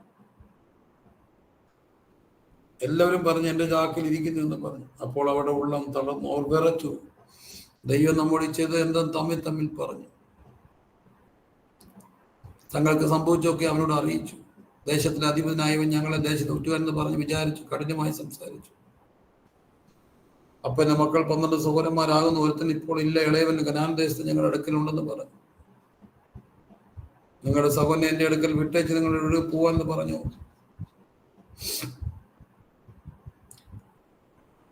നിങ്ങളുടെ സഹോദരനെ നിങ്ങൾക്ക് ഏൽപ്പിച്ചു തരും, നിങ്ങളുടെ ദേശത്ത് വ്യാപാരം ചെയ്യും. പിന്നെ അവർ ചാക്കഴിക്കുമ്പോൾ ഇതാ ഓരോരുത്തരുടെ ചാക്കിൽ അവനവനെ പണക്കെട്ടിരിക്കുന്നു. അവരും അവരുടെ അപ്പനും പണക്കെട്ട് കണ്ടാറ് ഭയപ്പെട്ടു പോയി. അപ്പോൾ യാക്കോബോട്, നിങ്ങൾ എന്നെ മക്കളില്ലാത്തവനാക്കും. ജോസഫ് ഇല്ല, ശിമിയോനില്ല, ശിമയോനെ പിടിച്ചു നിർത്തിയിരിക്കുക. ലേവി, ശിമയോൻ, യഹൂദ, ബെന്യാമിനെ നിങ്ങൾ കൊണ്ടുപോകും. സകലം എനിക്ക് പ്രതികൂലം തന്നെ എന്ന് പറഞ്ഞു. അതിന് രൂബേൻ അപ്പനോട്, മൂത്ത മോൻ, എൻ്റെ കയ്യിൽ അവനെ ഏൽപ്പിക്കുക, ഞാൻ അവനെ നിന്റെ അടുക്കൽ മടക്കിക്കൊണ്ടുവരും. ഞാൻ അവനെ നിന്റെ അടുക്കൽ മടക്കിക്കൊണ്ടുവരാത്ത പക്ഷം എൻ്റെ 2 പുത്രന്മാരെ കൊന്നുകളക എന്ന് പറഞ്ഞു. എന്നാൽ അവൻ, എൻ്റെ മകൻ നിങ്ങളുടെ കൂടെ പോരുകയില്ല, അവൻ്റെ ജ്യേഷ്ഠൻ മരിച്ചുപോയി, അവൻ ഒരുത്തനെ ശേഷിപ്പുള്ളൂ. നിങ്ങൾ പോകുന്ന വഴി അവനെ അല്ല, വല്ല ആപത്തും വന്നാൽ നിങ്ങൾ എൻ്റെ തലയെ ദുഃഖത്തോടെ പാതാളത്തിൽ ഇറങ്ങുമാറാക്കുന്നതാണ്. ക്ഷാമം ദേശത്ത് കഠിനമായി 43 ധാന്യം തീർന്നപ്പോൾ അവർ അപ്പനോട് അവരോട്, ഇനിയും പോയി കുറെ ആഹാരം കൊള്ളുവിനെന്ന് പറഞ്ഞു. അതിന് യഹൂദ അവരോട് പറഞ്ഞു, നിങ്ങളുടെ സഹോദരൻ നിങ്ങളുടെ കൂടെ ഇല്ലാതിരുന്നാൽ ഞങ്ങൾ എൻ്റെ മുഖം കാണുകയില്ലെന്ന് അദ്ദേഹം തീർച്ചയായും ഞങ്ങളോട് പറഞ്ഞിരിക്കുന്നു. ഞങ്ങളോട് കൂടെ അയച്ചാൽ ഞങ്ങൾ ചെന്ന് ആഹാരം വാങ്ങിക്കൊണ്ടുവരാം. അയക്കാഞ്ഞാലോ ഞങ്ങൾ പോകുകയില്ല. ഞങ്ങളുടെ സഹോദരൻ നിങ്ങളുടെ കൂടെ ഇല്ല എങ്കിൽ നിങ്ങൾ എൻ്റെ മുഖം കാണുകയില്ലെന്ന് അദ്ദേഹം ഞങ്ങളോട് പറഞ്ഞിരിക്കുന്നു. നിങ്ങൾ അദ്ദേഹത്തോട് പറഞ്ഞ് എനിക്ക് ദോഷം വരുത്തിയിരിക്കുന്നു എന്ന് ഇസ്രായേൽ പറഞ്ഞു. അതിനവർ, നിങ്ങളുടെ അപ്പൻ ജീവിച്ചിരിക്കുന്നുവോ, നിങ്ങൾക്ക് ഇനി ഒരു സഹോദരൻ ഉണ്ടോ എന്നിങ്ങനെ അദ്ദേഹം ഞങ്ങളോട് ഞങ്ങളുടെ വംശത്തെക്കുറിച്ച് താല്പര്യമായി ചോദിച്ചുകൊണ്ട് ഞങ്ങൾ ഇതൊക്കെ അറിയിക്കേണ്ടി വന്നു. നിങ്ങളുടെ സഹോദരനെ ഇവിടെ കൂട്ടിക്കൊണ്ടിരുന്ന അദ്ദേഹം പറയുവാൻ ഞങ്ങൾ അറിഞ്ഞിരുന്നുവോ എന്ന് ചോദിച്ചു. പിന്നെ യഹൂദ തൻ്റെ അപ്പനായ ഇസ്രായേലിനോട് പറഞ്ഞത്, ഞങ്ങൾ നീയും കുഞ്ഞുകുട്ടികളും മരിക്കാതെ ജീവിച്ചിരിക്കേണ്ടതിന് ബാലനെ എന്നോട് അയക്കണം, എന്നാൽ ഞങ്ങൾ പോവാം. ഞാൻ അവന് വേണ്ടി ഉത്തരവാദിയായിരിക്കാം. നീ അവനെ എൻ്റെ കയ്യിൽ നിന്ന് ചോദിക്കണം. ഞാൻ അവനെ നിന്റെ അടുക്കൽ കൊണ്ടുവന്ന് അവനെ നിന്റെ മുമ്പാകെ നിർത്തുന്നില്ലെങ്കിൽ ഞാൻ സദാകാലം നിനക്ക് കുറ്റക്കാരനായിരുന്നു കൊള്ളാം. ഞങ്ങൾ താമസിച്ചില്ലെങ്കിൽ ഇപ്പോൾ 2 പ്രാവശ്യം പോയി വരുമായി. യഹൂദ കുറ്റമേൽക്കുകയാണ്. അപ്പോൾ അവിടെ അപ്പനായ ഇസ്രായേൽ പറഞ്ഞത്, അങ്ങനെയെങ്കിൽ ഇത് ചെയ്യുവിൻ. നിങ്ങളുടെ പാത്രങ്ങളിൽ കുറെ സുഗന്ധപ്പശ, കുറെ തേൻ, സാമ്പ്രാണി, ധന്യദായകം, ബോടതണ്ടി, ബദാമണ്ടി, ഇങ്ങനെ ദേശത്തിലെ വിശേഷ വസ്തുക്കൾ ചിലതേയും കൊണ്ടുപോയി അദ്ദേഹത്തിന് കാഴ്ചവെക്കും. ഇരുട്ട ദ്രവ്യവും കയ്യിൽ എടുത്തുകൊള്ളു. നിങ്ങളുടെ ചാക്കിന്റെ വായ്ക്കൽ മടക്കി വന്ന ദ്രവ്യവും കയ്യിൽ കൊണ്ടുപോകും. പക്ഷെ അത് കൈമറിച്ചിലായിരിക്കും. നിങ്ങളുടെ സഹോദരൻ കൂട്ടി പുറപ്പെട്ട് അദ്ദേഹത്തിന്റെ അടുക്കൽ വീണ്ടും ചെല്ലുവിൻ. അവൻ നിങ്ങളുടെ മറ്റേ സഹോദരനെയും ബെന്യാമിനെയും നിങ്ങളോട് അയക്കേണ്ടതിന് സർവശക്തിയുള്ള ദൈവം അവനെ നിങ്ങളോട് കരുണ തോന്നിക്കട്ടെ. എന്നാൽ ഞാൻ മക്കളില്ലാത്തവനായി തീരണമെങ്കിൽ ആകട്ടെ. അങ്ങനെ അവർ ബെന്യാമിനെയും കൂട്ടി കാഴ്ചയും ഇരട്ടി ദ്രവ്യവും മിശ്രയും ജോസഫിന്റെ മുമ്പാകെ നിന്നു. ബെന്യാമിനെ കണ്ടപ്പോൾ അവൻ തന്റെ ഗ്രഹവിചാരനോട്, നീ ഈ പുരുഷന്മാരെ വീട്ടിൽ കൊണ്ടുപോകണം, അവർ ഉച്ചയ്ക്ക് എന്നോടുകൂടെ ഭക്ഷണം കഴിക്കേണ്ടതാകിയാൽ മൃഗത്തെ അറുത്ത് ഒരുക്കിക്കൊള്ളുക എന്ന് പറഞ്ഞു. ജോസഫ് കൽപ്പിച്ചതുപോലെ അവർ ചെയ്തു. അവരെ ജോസഫിന്റെ വീട്ടിൽ കൂട്ടിക്കൊണ്ടുപോയി. അവർ ഭയപ്പെട്ടു. അദ്ദേഹത്തെ ആദ്യത്തെ പ്രാവശ്യം നമ്മുടെ ചാക്കിൽ മടങ്ങി വന്ന ദ്രവ്യം നിമിത്തം നമ്മെ പിടിച്ച് അടിമകളാക്കി നമ്മുടെ കഴുതുകളെ എടുത്തുകൊള്ളേൻ നമ്മെ കൊണ്ടുവെക്കുന്നു പറഞ്ഞു. അവർ ജോസഫിന്റെ ഗൃഹജാന്റെ അടുക്കൽ ചെന്നിട്ട് വീട്ടുവാദിച്ചവരോട് സംസാരിച്ചു. യജമാനെ, ആഹാരം കൊള്ളുവാൻ ഞങ്ങൾ മുമ്പേ വന്നിരുന്നു, എന്നാൽ ഞങ്ങൾ വഴിയമ്പലത്തിൽ ചെന്ന് ചാക്കഴിച്ചപ്പോൾ ഓരോരുത്തരുടെ ദ്രവ്യം മുഴുവനും അവനവന്റെ ചാക്കിന്റെ വായ്ക്കലുണ്ടായിരുന്നു. അത് ഞങ്ങൾ വീണ്ടും കൊണ്ടുവന്നിരിക്കുന്നു. ആഹാരം കൊള്ളുവാൻ വേറെ ദ്രവ്യവും ഞങ്ങൾ കൊണ്ടുവന്നിട്ടുണ്ട്. ദ്രവ്യം ഞങ്ങളുടെ ചാക്കിൽ വെച്ച് ആരും ഞങ്ങൾക്ക് അറിഞ്ഞുകൂടാ എന്ന് പറഞ്ഞു. അതിനവൻ, നിങ്ങൾക്ക് സമാധാനം, നിങ്ങൾ ഭയപ്പെടേണ്ട. നിങ്ങളുടെ ദൈവം നിങ്ങളുടെ അപ്പന്റെ ദൈവം തന്നെ നിങ്ങളുടെ ചാക്കിൽ നിങ്ങളുടെ നിക്ഷേപം തന്നിരിക്കുന്നു. നിങ്ങളുടെ ദൈവം എനിക്ക് കിട്ടി എന്ന് പറഞ്ഞ് ശിമയോനെ അവന്റെ അടുക്കൽ പുറത്തു കൊണ്ടുവന്നു. പിന്നെ അവൻ അവരെ ജോസഫിന്റെ വീട്ടിനകത്ത് കൊണ്ടുപോയി വെള്ളം കൊടുത്തു, കാലുകളെ കഴുകി, കഴുതകൾക്ക് തീൻ കൊടുത്തു, കാഴ്ച ഉരുവച്ചു. തങ്ങൾക്ക് ഭക്ഷണം അവിടെ എന്ന് അവർ ആ കേട്ടിരുന്നു. ജോസഫ് വീട്ടിൽ വന്ന് കൈവശമുള്ള കാഴ്ച അകത്ത് കൊണ്ടുവന്ന് അവന്റെ മുമ്പാകെ വെച്ച് വീണ്ടും സാഷ്ടാംഗം നമസ്കരിച്ചു. സൂര്യനും ചന്ദ്രനും നിന്നെ നമസ്കരിക്കും. ദർശനത്തിന് ഒരു അവധി വെച്ചിരിക്കുന്നു. 2ാം പ്രാവശ്യം നമസ്കരിച്ചു. അവൻ അവരോട് കുശലപ്രശ്നം ചെയ്തു. നിങ്ങൾ പറഞ്ഞ വിധം നിങ്ങളുടെ അപ്പൻ സൗഖ്യമായിരിക്കുന്നു, ജീവനോടേക്കും ചോദിച്ചു. അതിനവൻ, ഞങ്ങളുടെ അപ്പനായ നിന്റെ അടിയാൻ സുഖം തന്നെ. അവൻ ജീവനോട്, ഞങ്ങളുടെ അപ്പനായ നിന്റെ അടിയാൻ സൂര്യനും ചന്ദ്രനും 14 നക്ഷത്രങ്ങൾ നിന്നെ നമസ്കരിക്കും. കുനിഞ്ഞ് നമസ്കരിച്ച് അവൻ തല ഉയർത്തി തന്റെ അമ്മയുടെ മകനും തന്റെ അനുജനുമായ ബെന്യാമിനെ കണ്ടു. നിങ്ങളുടെ ഇളയ സഹോദരനോ ഇവനെന്ന് ചോദിച്ചു. ദൈവം നിനക്ക് കൃപ നൽകട്ടെ മകനെ എന്ന് പറഞ്ഞു. അനുജനെ കണ്ടിട്ട് ജോസഫിന്റെ മനസ്സുരുകിയത് കൊണ്ട് അവൻ കരയേണ്ടതിന് ബന്ധപ്പെട്ട് സ്ഥലമന്വേഷിച്ച് അറിയിച്ചെന്ന് അവിടെ വെച്ച് കരഞ്ഞു. 2ാം പ്രാവശ്യം ജോസഫിന് പ്രതികാരമില്ല. 2ാം പ്രാവശ്യം അനിയനെ കണ്ടു. വർഷങ്ങൾക്ക് ശേഷം, 13 വർഷത്തിന് ശേഷം, പ്രസവിച്ച ഉടനെ മരിച്ചുപോയ അനിയനെ കണ്ടു. 13 വർഷമായി അമ്മ ഇട്ടേച്ച് പോയ അനിയനെ കണ്ടു. ജോസഫ് അറിയിച്ചെന്ന് കരഞ്ഞു. അവൻ മുഖം കഴുകി പുറത്തു വന്നു തന്നെ താൻ അടക്കി ഭക്ഷണം കൊണ്ടെന്ന് കൽപ്പിച്ചു.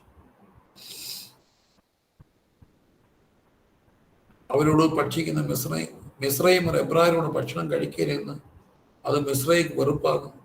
കാരണം എന്താണെന്നറിയാം, ഇടയന്മാരായതുകൊണ്ടാണ് അവർക്ക് വെറുപ്പ്. എന്നാൽ അവൻ ചെയ്തത്, മൂത്തവൻ മുതൽ ഇളവൻ വരെ പ്രായത്തിനൊത്തവണ്ണം അവരെ മുമ്പാകെ ഇരുത്തി. അവർ അന്യോന്യം നോക്കി ആശ്ചര്യപ്പെട്ടു. അവർ തൻ്റെ മുന്നിൽ അവർക്ക് ഓഹരി കൊടുത്തയച്ചു. ബെന്യാമിന്റെ ഓഹരി മറ്റവരുടെ ഓഹരിയുടെ 5 ഇരട്ടിയായി. അവരോടുകൂടെ ആഹ്ലാദിച്ചു. ജോസഫ് വീണ്ടും കരയുക. 13 വർഷം കഴിഞ്ഞ് തൻ്റെ അനിയനെ കണ്ടു. അകത്ത് പോയി അറിയിച്ചെന്ന് കരഞ്ഞു. ഈ 13 വർഷം അവൻ ഓർത്തു, എൻ്റെ അനിയന്മാരെ എനിക്ക് ചട്ടന്മാരെ കാണാൻ ഒക്കുമോ? ആരെ കണ്ടില്ലല്ലോ ഒരാഗ്രഹം. പ്രസവിച്ച ഉടനെ ഇട്ടേച്ച് മരിച്ചിട്ട് പോയ തൻ്റെ സ്വന്തം അനിയനെ, അമ്മയുടെ അനിയനെ ഒന്ന് കണ്ടാൽ കൊള്ളാം. കൂടപ്പുറപ്പിനെ കണ്ടപ്പോൾ അവൻ കരഞ്ഞു. ജോസഫ് കരയുക. നമുക്ക് വീണ്ടും അടുത്ത ആഴ്ച തുടരാം. ഇവിടെ നാം കാണുന്നത് 13 വർഷത്തെ തകർച്ച, 13 വർഷത്തെ ഒരു ഇരുട്ട്. അവന്റെ മനസ്സിൽ ഒരിക്കലും ഇരുട്ടുണ്ടാക്കിയില്ല. വിശന്നവന് ഭക്ഷണം കൊടുക്കുവാൻ ലോകം മുഴുവൻ അവന്റെ മുമ്പിൽ നിരന്നു നിൽക്കുമ്പോൾ ജോസഫിന്റെ മനസ്സിൽ ഒരു ചിന്തയുണ്ട്. പ്രാണസങ്കടം കൊണ്ട് ചേട്ടന്മാരോട് കരഞ്ഞത്. പോത്തിഫറിന്റെ വീട്ടിൽ നിന്ന് ഓടേണ്ടി വന്നത്. കാരാഗ്രഹത്തിൽ 13 വർഷം ഒരു പാത്രവും പിടിച്ചുകൊണ്ട് ചുമന്നത്. ഇന്നുള്ള ശോധന നൽകുന്ന വേദന, ഇന്നുള്ള ശോധന നൽകുന്ന വേദന, വിഷമമുള്ളതെങ്കിലും വിലയുണ്ടതിന് പൊന്നിലും, വിഷമമുള്ളതെങ്കിലും വിലയുണ്ടതിന് പൊന്നിലും. വിശ്വസിച്ചാശ്വസി ആശ്രയിക്കും ഞാൻ സദാ. അനാഥിനാഥനേശു എന്തന് അന്യനായി ഭൂവിലെന്ന ധന്യനായ ക്രിസ്തുവിൽ സദാ. കാലങ്ങൾ കഴിയുമ്പോൾ നിത്യത പുലരുമ്പോൾ, കാലങ്ങൾ കഴിയുമ്പോൾ നിത്യത പുലരുമ്പോൾ, ദൈവം ചെയ്തതൊക്കെയും നന്മയ്ക്കെന്ന് തെളിയുമ്പോൾ, ദൈവം ചെയ്തതൊക്കെയും നന്മയ്ക്കെന്ന് തെളിയുമ്പോൾ, വിശ്വസി ആശ്വസി ആനന്ദിക്കും ഞാൻ സദാ. അനാദിനാഥനേശു എൻ ധനം അന്യനായി ഭൂവിലെന്നാൻ ധന്യനായി ഞാൻ ക്രിസ്തുവിൽ സദാ. ചെറുപ്പത്തിന്റെ 13 വർഷം പോയി.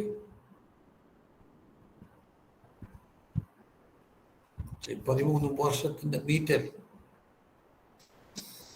അവന്റെ ശുശ്രൂഷ പുറത്തു കൊണ്ടുവരികയാണ്.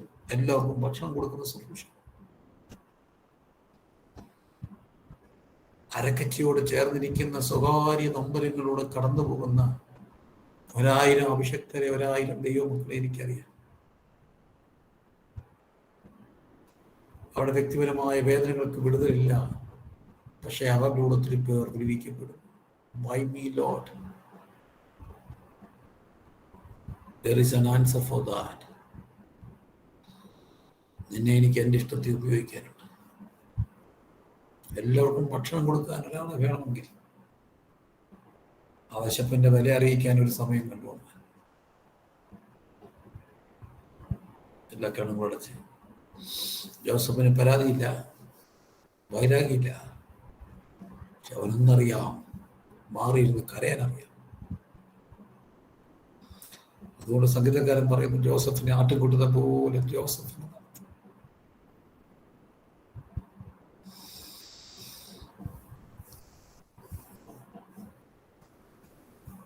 പിതാവേ,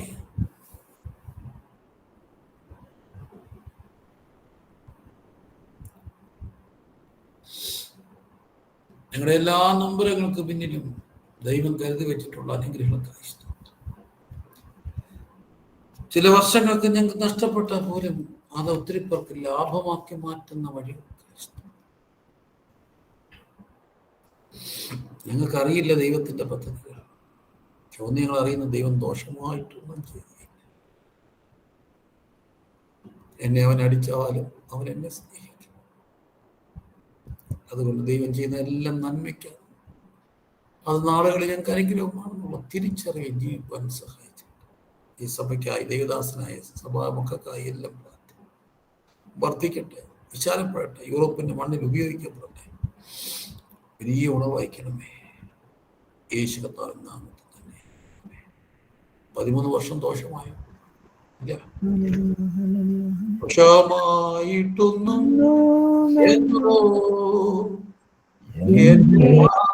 ചെയ്യുകയില്ല, ദോഷമായിട്ടൊന്നും എന്റെ താതൻ ചെയ്യുകയില്ല. എന്നെ അവനാടിച്ചാലും അവൻ എന്നെ സ്നേഹിക്കുന്നു. കഷ്ടനഷ്ട ഏറി വന്ന ഭാഗ്യവാനായി തീരുന്നു ഞാൻ. കഷ്ടനഷ്ടമേറി വന്നാൽ കൂട്ടാളിയായി തീരുന്നു ഞാൻ. കഷ്ടമേറ്റ കർത്താവോടു കൂട്ടാളിയായി തീരുന്നു ഞാൻ. ദോഷമായിട്ടെന്നുമെന്നോ എന്റെ താതൻ ചെയ്യുകയില്ല, ദോഷമായിട്ടൊന്നുമെന്നോ എന്റെ താതൻ ചെയ്യുകയില്ല. എന്നെ അവൻ അടിച്ചാലോ അവൻ എന്നെ സ്നേഹിക്കുന്നു. എന്നെ അവൻ അടിച്ചാലോ അവൻ എന്നെ സ്നേഹിക്കുന്നു. കഷ്ടനഷ്ടമേറി വന്നാൽ ഭാഗ്യവാനായി തീരുന്നു ഞാൻ. കഷ്ടനഷ്ടമേറി വന്നാൽ ഭാഗ്യവാനായി തീരുന്നു ഞാൻ. കഷ്ടമേറ്റ കർത്താവോടു കൂട്ടാളിയായി തീരുന്നു ഞാൻ. കഷ്ടമേറ്റ കർത്താവോടു കൂട്ടാളിയായി തീരുന്നു ഞാൻ. ദോഷമായിട്ടൊന്നുമെന്നോ എന്റെ താതൻ ചെയ്യുകയില്ല. വിശ്വസിച്ചോണ്ട് ദോഷമായിട്ടൊന്നുമെന്നോ എന്റെ താതൻ ചെയ്യുകയില്ല. എന്നെ അവൻ അടിച്ചാലോ അവൻ എന്നെ സ്നേഹിക്കുന്നു. എന്നെ അവൻ അടിച്ചാലോ ഹല്ലേലൂയ അവൻ എന്നെ സ്നേഹിക്കുന്നു. നഷ്ടമേറി വന്നാൽ ഭാഗ്യവാനായി തീരുന്നു ഞാൻ. കഷ്ടനഷ്ടമേറി വന്നാൽ ഭാഗ്യവാനായി തീരുന്നു ഞാൻ. കഷ്ടമേറ്റ കർത്താവോടു കൂട്ടാളിയായി തീരുന്നു ഞാൻ. കഷ്ടമേറ്റ കർത്താവോടു കൂട്ടാളിയായി തീരുന്നു ഞാൻ.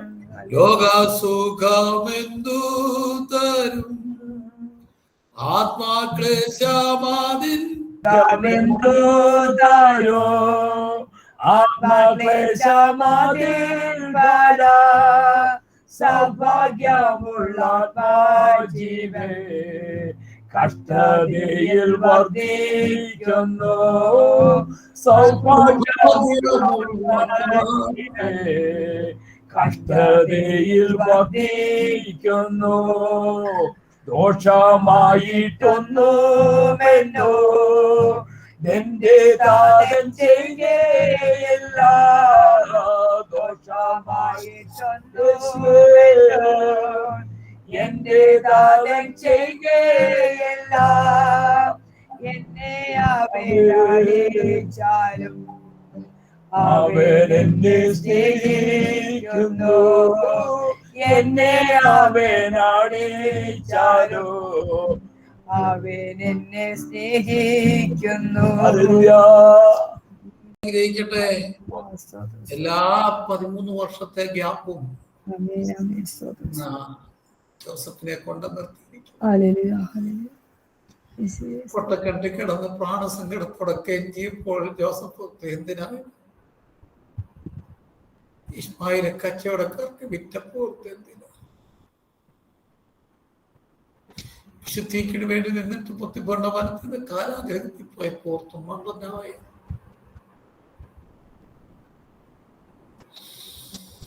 കഷ്ടനഷ്ടമേറി വന്ന ഭാഗ്യവാനായി തീരുന്നു ഞാൻ. കഷ്ടനഷ്ടമേറി വന്നാൽ ഭാഗ്യവാനായി തീരുന്നു ഞാൻ. കഷ്ടമേറ്റ കർത്താവോടു കൂട്ടാളിയായി തീരുന്നു ഞാൻ. കർത്താവോടു കൂട്ടാളിയായി തീരുന്നു ഞാൻ. ലോകത്തെ ഞാൻ ഓർക്കുന്നില്ല, ഓർക്കുന്നില്ല, ലോകത്തെ ഞാൻ ഓർക്കുന്നില്ല, കഷ്ടനഷ്ടം ഓർക്കുന്നില്ല. എപ്പോൾ എന്റെ കർത്താവിനെ ഒന്നു കാണാമെന്നേയുള്ളൂ എപ്പോഴെന്റെ കർത്താവിനെ ഒന്നു കാണാമെന്നേയുള്ളൂ എപ്പോൾ എന്റെ കർത്താവിനെ ഒന്നു കാണാമെന്നേയുള്ളൂ. ഹല്ലേലൂയ. അധികാരമില്ലാത്തൊരു ജോസഫ്. ഹല്ലേലൂയ. ഹല്ലേലൂയ. ദൈവത്തിന് നന്ദിയോട് സ്തോത്രം. ഹല്ലേലൂയ. ഉള്ളിലെ ഹല്ലേലൂയ. നീറ്റൽ നാളത്തെ അനുഗ്രഹമാണ്. Hallelujah. Praise the Lord. Hallelujah. അനുഗ്രഹിക്കപ്പെട്ട ദൂതനായ സ്വന്തം ആമേൻ. ദൈവാത്മാവ് നമ്മളോട് വ്യക്തമായി ഇടപെട്ടിട്ടുണ്ടായി. ഇന്ന് പകൽക്കാലം ഇന്ന് ഹല്ലേലൂയ. രാത്രികാലം ആരെങ്കിലും ഹല്ലേലൂയ. ഉള്ളിൽ നീറ്റിലുണ്ടെങ്കിൽ ദൈവത്തിന്റെ പരിശുദ്ധാത്മ വ്യക്തമായി ഇടപെട്ടിരിക്കും. അത് നാളത്തെ അനുഗ്രഹം ഹല്ലേലൂയ. ദൈവദാസന്റെ ദൂത് നമ്മൾ കേൾക്കുകയുണ്ടായി. ആമേൻ. നമ്മളെ തന്നെ ഒന്ന്